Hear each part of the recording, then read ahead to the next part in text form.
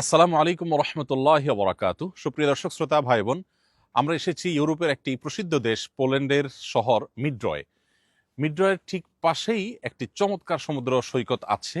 এই সমুদ্র সৈকতের একটি ভিন্ন জিনিস দেখাবার জন্য আজকে মূলত আপনাদেরকে আমি এই ভিডিওতে এসেছি।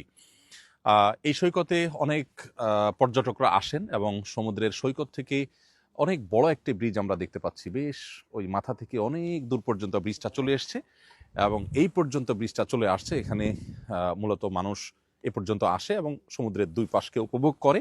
যেটা দেখানোর জন্য আপনাদেরকে মূলত আজকে এই ভিডিওতে আমি এসেছি সেটি হলো, আপনারা দেখতে পাচ্ছেন আমার সাথে এখানে অনেকগুলো তালা ঝুলানো, একটা দুইটা নয়, অগণিত তালা একসাথে। এখানে কত, 2 3 4 5 6 7টা তালা শুধু এখানে এক জায়গায়।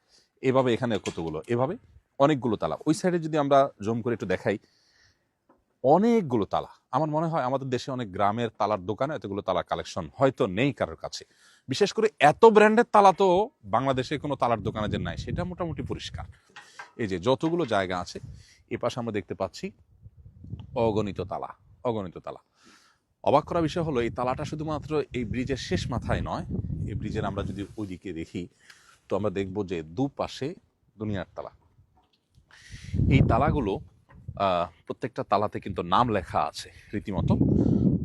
কপত কপতিরা তাদের দুজনের নাম লিখে রাখেন, লিখে তালা মেরে দেন। তারা মনে করেন যে এর মাধ্যমে তাদের সম্পর্ক বোধ হয় এরকম তালার মতো লেগে যাবে এবং অটুট থাকবে, এই সম্পর্ক বোধ আর ভাঙবে না। এ ধরনের বিশ্বাস আমাদের দেশেও আছে। কিন্তু আমি অবাক হয়েছি যে ইউরোপের এই উন্নত দেশে, এত শিক্ষিত সমাজে, এত বিজ্ঞান মনস্ক মানুষদের মধ্যেও এ ধরনের কুসংস্কারাচ্ছন্ন বিশ্বাস আছে এবং এরকম তালার বিশাল বড় সারি এখান থেকে নিয়ে একেবারে ব্রিজের শেষ মাথা পর্যন্ত আমার মনে হয় 1/2 কিলোমিটারের বেশি হবে। এই দুই ধারে এরকম শত শত হাজার হাজার তালা। এই যে বিশ্বাস মানুষের, এই বিশ্বাস থেকে ইসলাম আমাদেরকে মুক্ত রেখেছে আলহামদুলিল্লাহ। আমরা সেই ইসলামের অনুসারী, যে ইসলাম আসলে কোনো কুসংস্কারাচ্ছন্ন বিশ্বাস, কোনো ভুল বিশ্বাস, কোনো মন গড়া বিশ্বাসে আমাদেরকে বিশ্বাসী হওয়ার সুযোগ মোটেও রাখেনি।